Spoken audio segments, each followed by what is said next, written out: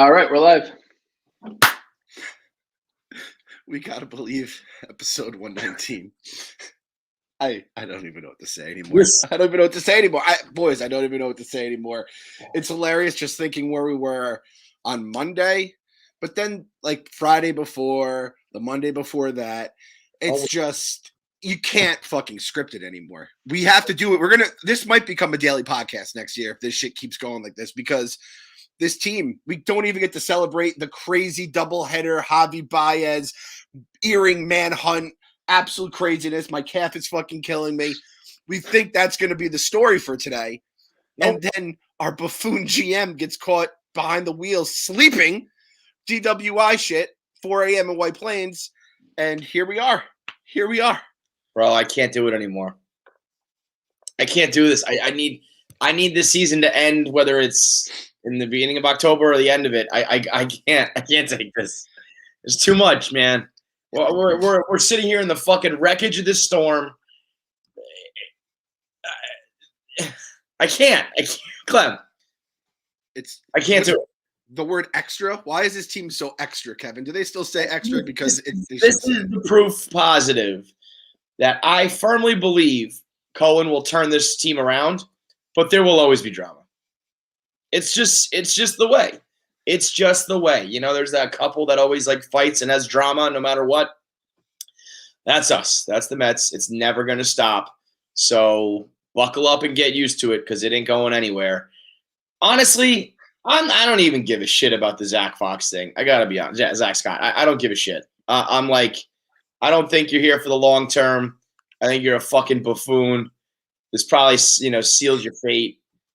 He wasn't the real guy anyway. I hadn't heard from him in months until just recently when he came out with that like comment. Like, otherwise he was like a non-factor this year. And we just got to make sure we hire a GM that's like not a criminal. That's like the thing of it all is when that tweet first appeared on our timeline, like Puma or whatever, and it just drained the life. I'm like, I can't even fight these things anymore. I know the jokes are gonna come. I know all the Yankee fans, the Mets haters, and just like, let's be honest, the people in general, like when the Browns were like the joke franchise, we'd all make our Browns jokes. We are the Browns of football. That's just the way it is now. I'm trying not to say the Jets because I know there's plenty of Mets Jets fans out there. But it's the truth. Kev, there's a world where you actually followed through with your muting all of Mets Twitter, and you would have found out about it, obviously, through me and Kyle. But don't you wish you actually had just muted all Mets Twitter? I actually did a decent amount of it, but the hobby stuff became too like important that I couldn't just like not be talking about it. You know what I mean? Yeah. But like, fuck Jeff Passan and ESPN trying to put this on Cohen. Fuck anybody who's putting it on anyone other than Zack. I mean, like, that's his fucking fault. He's an idiot. He left the Cohen event at 9 p.m. Got a DUI at 4 a.m. And we're acting like he like stumbled out of Cohen's house, shit-faced, and everybody let him get behind the wheel like completely incoherent. Anybody out there, people in my mentions being like, I would have taken away his keys. Like, shut the fuck up. No, you wouldn't. People go to parties. They have a few beers. They drink. They drive. That's just what fucking happens. That's no one else's fault other than the driver. And when something happens like 12 hours later, it's nothing to do with anybody but the driver. So fuck off with anybody making this a Mets problem or a Cohen problem. We got a GM problem, clearly.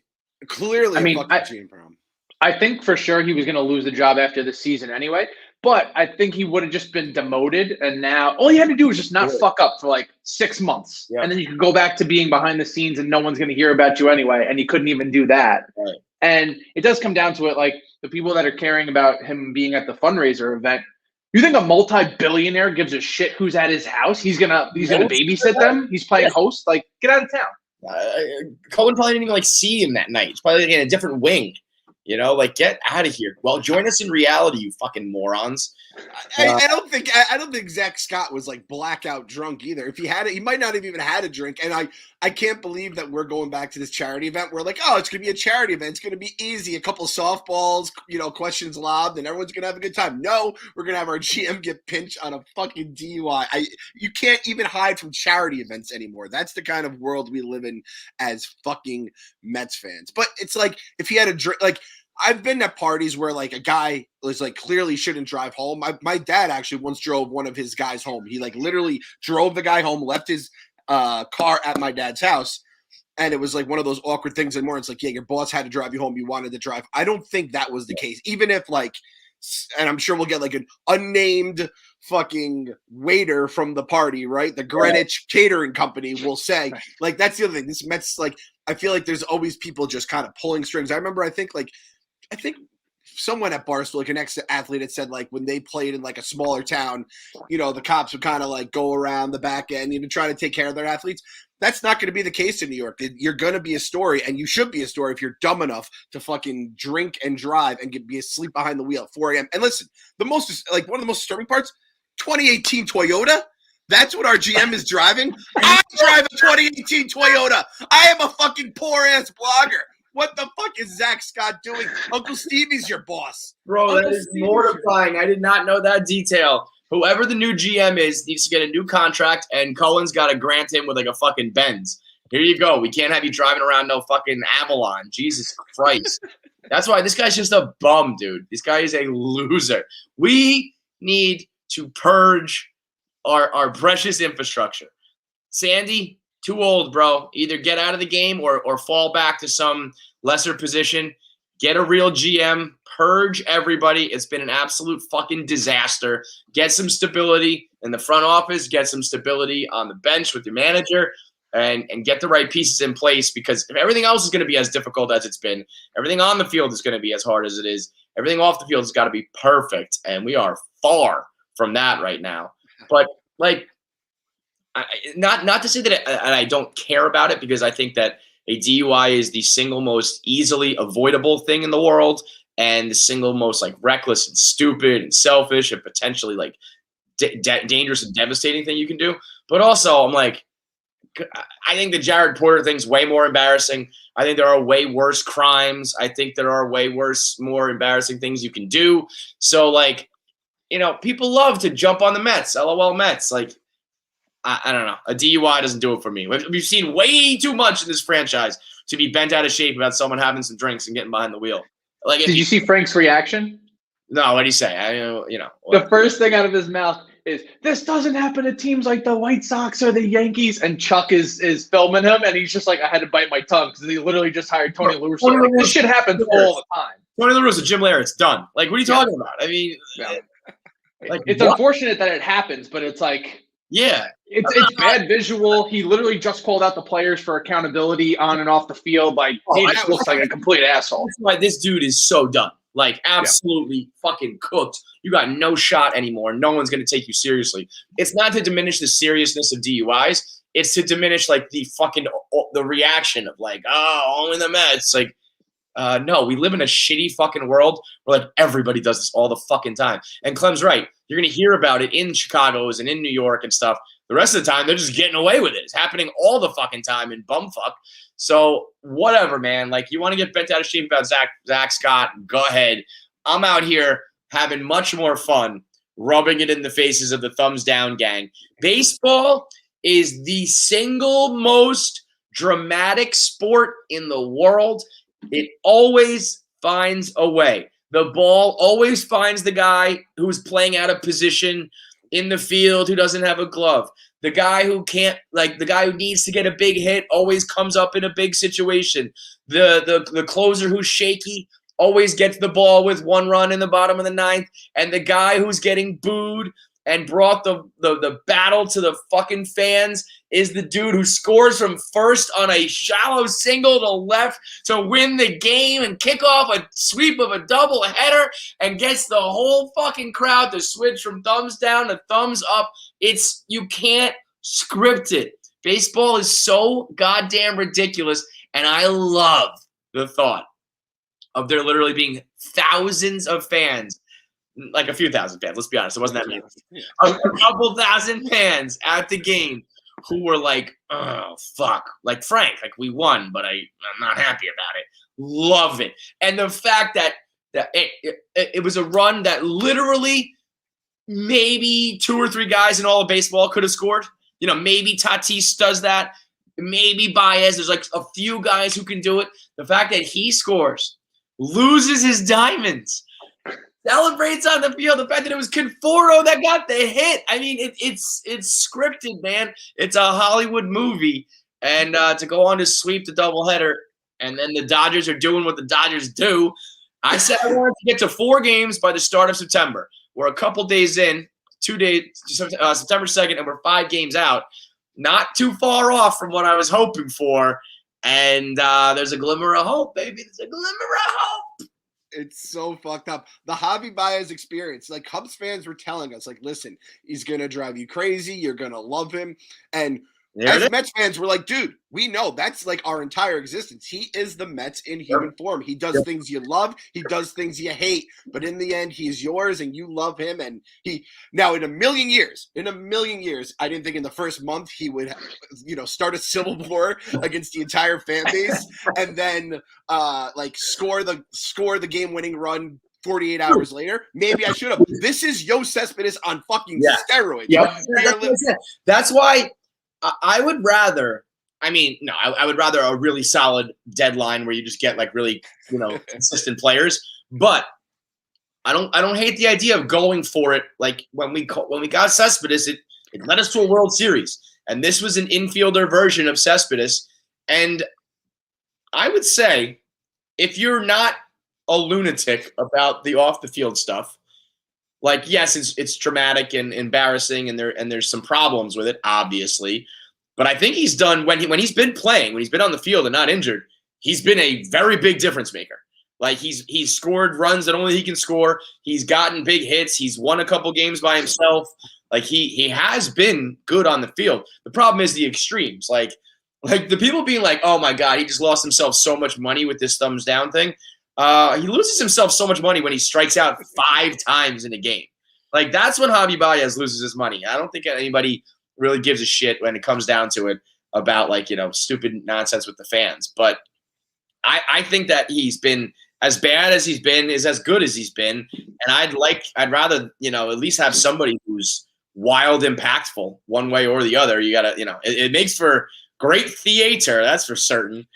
I was straddling the line to Kunsalina at that point because they were losing that game, and you got fat Yoenis Cespedes at first base, Jesus Aguilar just chirping everybody on the field, and he's doing the thumbs down to Lindor in the dugout, and then he goes and he hits 90 RBIs. I wish he was on the team. He is a guy who when he's on your team, you love him, and even when he's I kind of love him when he's not on my team. I hate him. I was laughing at it. Yes.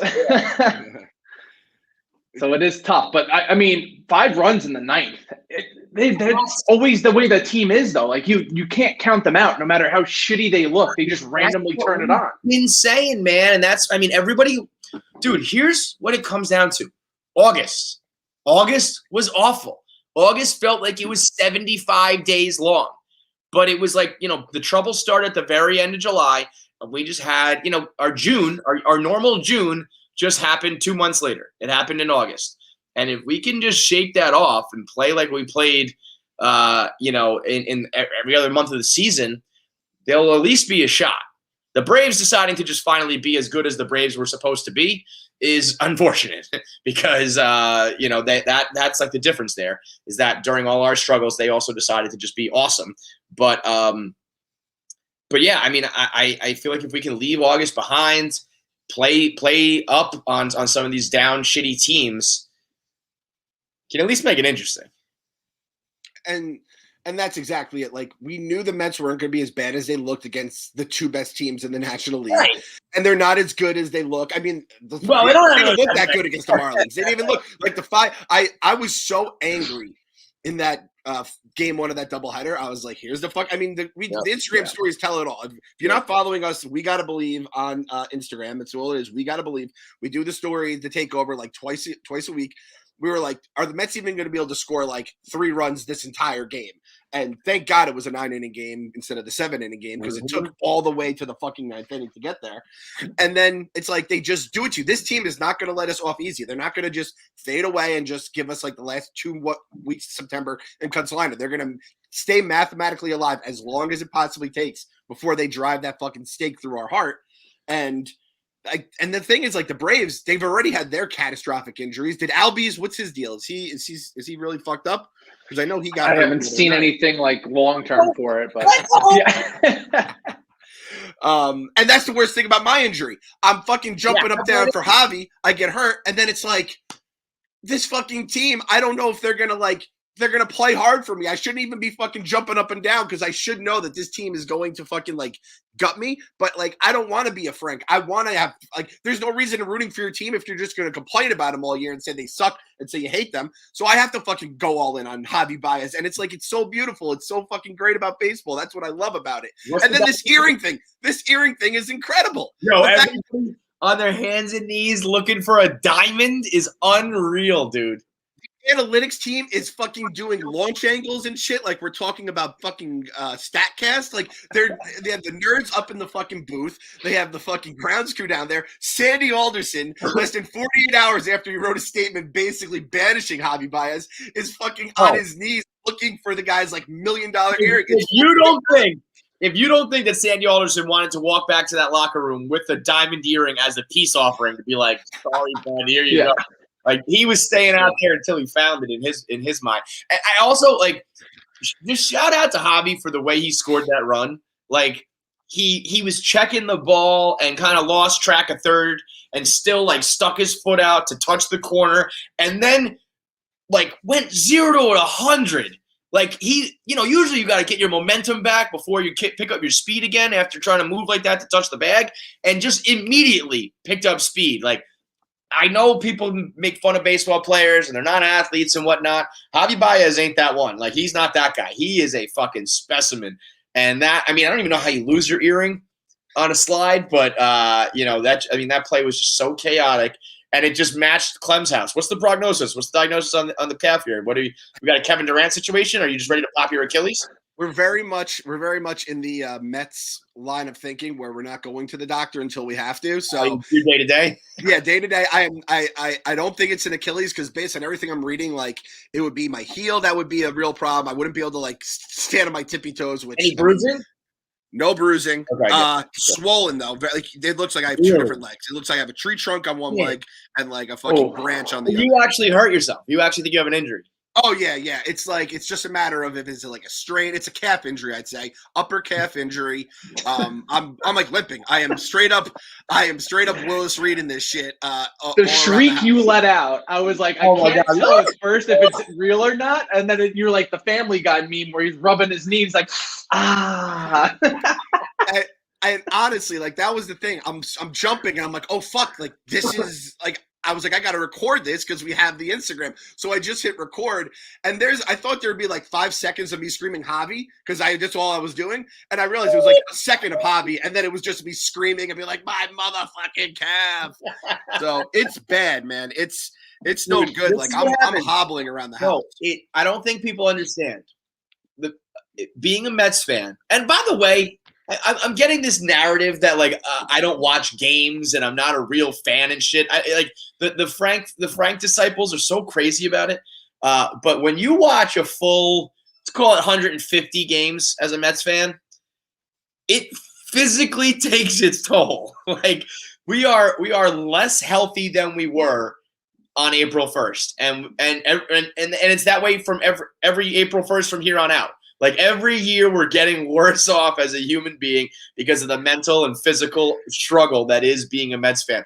Like late night West Coast games, extra innings games, you're tired, you're malnourished, you're underrested. It is a goddamn nightmare. That's why I hated the other extreme of Pete Alonso being like, we just love baseball. Like, I said this to my mom, and I don't know if I can replicate it again because it was like Derek Jeter took control of my body for a moment, and I just delivered like the greatest PR statement of all time. Like, I just want one honest player to be like, yeah, it sucks right now. It's really difficult, and we know that that you guys as fans deserve better, and we're trying our hardest to give it to you. And we know that when we don't give it to you, we're gonna hear it from you guys. But also, it would help the situation if you were a little more encouraging instead of negative in the future. Like, just give me something that's just true and down the middle. You don't have to tell me smile, baseball's fun, and you don't have to tell me, go fuck yourself. Just be honest about it. Honesty is absolutely the best policy in modern day sports, where more often than not, the fans you're going to hear from are smart enough to understand. You're going to have the extreme idiots, of course, on either side. But the bulk in the middle would appreciate somebody being like, dude, do you think we're not trying? Like, yeah, I'm losing millions of dollars here. This is worse for me than you. I promise you that. So just, understand where we're at. Just give some level of honesty in your answer, and I think we'd be better off. But yeah, watching you physically go down was like, boy, nobody's safe from this team. It's even the fans are getting hurt, right? And it is a part of it too, where it's like you just are like fighting against all the negativity, and I get a lot of the negativity, but it was bad. I was in a bad spot mentally, like when the Javy shit started. I was just sitting internally being like, oh, I just want to rewind time and undo that. Like every the Frank crowd is getting worse and louder, and we're losing more. And I was actually in a bad mood because of it. And I know that's like we're always in a bad mood as Mets fans, but like it was truly weighing on me. Like, I just want this day to fucking end. I felt like Frank. I felt like I was gonna start eating my shirt. I was like, this is brutal. And it really does affect me, literally. Fucked up thing about baseball in general. Again, it's like 162 game season. Every pitch shouldn't be like life or death, but it does feel like it. And like you said, we're doing this. We're Mets fans. We have craziness on the field, craziness off the field. And like you said, we're watching these games, and then we're in like Mets Twitter, so we're all like angry and yelling at each other or at the team, and it just becomes like this thing where it just causes you to explode. And when you do get those brief moments of happiness, Wilmer hitting the home run and the tears coming down, and Javy making the play, like again.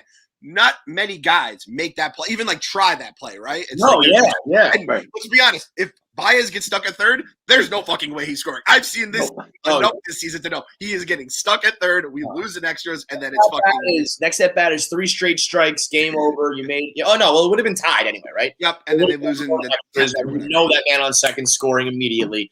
It would have been horrendous, but yeah, I mean I want like Ken Burns or some like baseball documentarian to try to figure out and articulate why we are this paradox of baseball should matter the least every individual play in every individual game, but seems to matter the most. What is going on in a baseball fan's mind where that's the case? Is it the way that the game is set up where there's no clock and there's always a chance and you've always got an at-bat? Or like, what is it that makes us value individual at-bats and pitches of a 162-game season more than any other sporting event? I don't – there's a psychological thing going on there that I'm not smart enough to figure out. I think it's because it's so slow developing. It's not like basketball or football where like they just turn around and score right away. And you're like, I'm wasting legitimately 4 hours of my fucking life for a team that doesn't score. And it's like every time you get on base, like, well, now's the time. And you just get blue balls over and over and over again because they just can't put the ball in play. Yeah. It's gotta be what it is. It's crazy, man. Also, I got to address, I guess I put my foot in my mouth with my tweet. I poorly worded when I said it's abundantly clear that the players don't like Gary. But I think it's more subtly starting to come out. I think if you're paying attention to the broadcast, I think Gary Cohen, that first little monologue he had, where he said exactly what we said on our last episode, but in a much more articulate Gary Cohen way, where you have to differentiate the types of fans and understand that Javy's responding to the vitriol and the asshole fans, and not the and the players have to recognize that some guys have valid criticisms. I thought that was very, very well said. And I think he's talking about himself in the booth as well as a lot of the media and other fans who are well informed, saying, when we say something and we're criticizing you, there's a little more substance to it than the average fan. It was like, hey, go fuck yourself, Baez. Yeah. And then I don't even think it was that subtle. Later in the game, when Keith was talking to Gelbs and was like, hey, Gelbsy, I guess we're all replaceable out there. and Gary Cohen says imminently, like I don't expect the casual fan to pick up on it, but if you're paying attention and then combine that with some of the rumblings that I've been hearing, I've been tiptoeing around it as like a bull in a china shop. I don't think I've been that subtle about telling you that I've been hearing things about the team. I think there are certain people who don't like Gary Cohen's approach, which I think is a waste of their time. Because if you listen to Gary Cohen call that Baez run, that's why Gary Cohen is one of the best in the business, if not the best. That's why the fans love him. That's how you can tell he actually loves this team, because that was true, genuine excitement. It was perfect execution as a broadcaster. It was true passion as a fan. He and his partners are a fucking institution of that franchise. They are all we have had for years at a time. There have been seasons where the only reason I'm tuning in is for Gary Cohen, Keith Hernandez, and Ron Darling. Every spring training, I put them on, and it's like home. They are why I'm tuning in to seasons where the players on the field are far inferior to the guys in the booth. And they'll be here for the next fucking 30 years, God willing, if everyone's okay, while everybody else who's got a problem with it are moving on. So any player who's got a problem with them, check your shit at the door.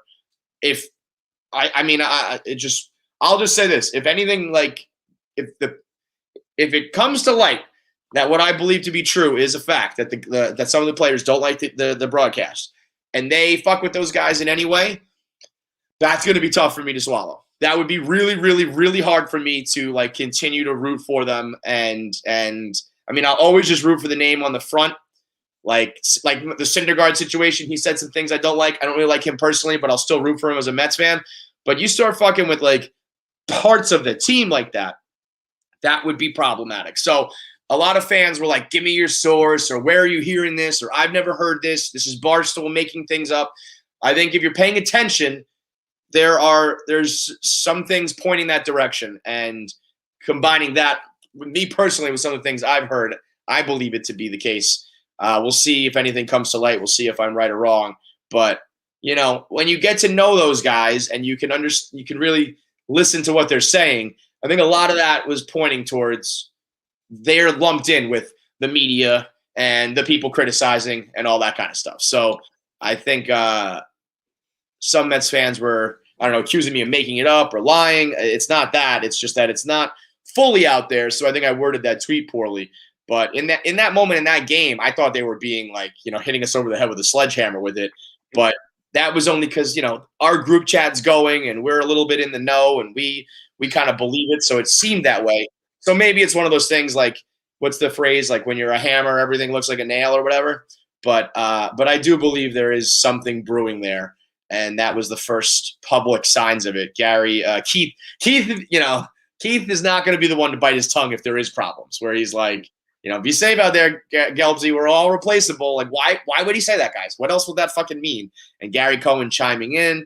So let's just hope that it doesn't bubble over into the broadcast booth. Let's hope that they just win and there's only positive things to say. But, you know, like anybody on that team,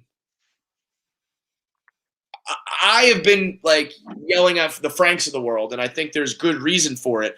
But at the end of the day, when you are dead last, basically, in almost every offensive category, there's going to be some negative things being said, fellas. A lot of negative things being said. I wish we all talked about how positive the pitching was, but that's not the way the world works. When you're last place in offense for a team that was supposed to be a great offensive team even, there's going to be some criticisms, and the players have got to fucking understand that. Yeah, like this isn't the 2006 Mets we're talking about, and they're just picking holes in anything, right? You know, they're not on pace for 100 wins or something like that. It's it's been a shit show all year, and that's the one thing I will say that makes me feel good about having a Mets fan like Steve Cohen as the owner is I think he'll take those if there are any criticisms out there, which again I don't know, but if there are, he'll take them into account and he'll try to like smooth things over. And I also don't know how much that is like. I feel like there's probably always players who could have problems with the broadcast crew if they feel like there's negativity. The thing is, there might be some valid points of their criticisms, obviously, when you're fucking, like you said, dead last or second to last in every offensive category. But But Gary, Keith, and Ron, I mean, that is your childhood home right there. That's the smell of your house. It's your bed. It's your room. It's like those are the reasons we show up, and those are the reasons we'll be showing up when all these guys are off the team in the next 2 to 5 to 10 years, whatever it may be. And like you can't. The thing about New York too, which I mean, these guys know, if you try to give us some fucking 2 Homer fans that are completely fucking everything's positive, and you know we're known as the positive Mets fans, and we spend probably 40% of this podcast losing our minds about the teams, right? It's like you try to give us those like clowns down in Atlanta or something like that, and I don't even know if Atlanta even has like the positive fans, but you know you hear those Homer broadcasts. Like, we will hate it. We will absolutely fucking despise it. The reason we love Gary, Keith, and Ron because they tell it exactly like it is. If an umpire is you know, fucking us over, they'll say it. But if the umpire is giving us a cookie, they'll say it too. And that's what we love about them. And, you know, and then you're not going to find guys, you know, with more street cred on the diamond than Keith and Ron. Those So guys, like, those guys talk, you listen. You know what I mean? So yeah. And same with Howie too in the radio booth, and that's, you know, obviously he's taking a leave now, and that's what makes it hurt so much. Is like, you know, this is, you know, he's just dying to be at the fucking game and calling it, all that kind of shit. So, yeah, do not fuck with that, Uncle Stevie, please, for the love. Like whenever SNY's contract is up with the Mets, you just feel like Gary, Keith, and Ron are going to go, whether it's, you know, SNY or wherever the team ends up, some streaming shit, Cohen Enterprises, fucking Barstool, whatever it may be. You know, Gary, Keith, and Ron are going to be there calling the game. They better be. You want to go to the call-in line? Yep. So I just dropped it in the chat. If you guys want to copy and paste that, we're going to hop over to the call-ins, and I put it in the Facebook group. Join the group. We got to believe, so you can get early access, so you can get your calls in sooner. All right. We're going to switch over now. So tweet that baby out, and we'll wait for it to fill up. We'll get a couple callers in. See where the pulse of the other fans are at. All right, so you got to hop out of this one. Oh, right. Click the other link I sent. Okay.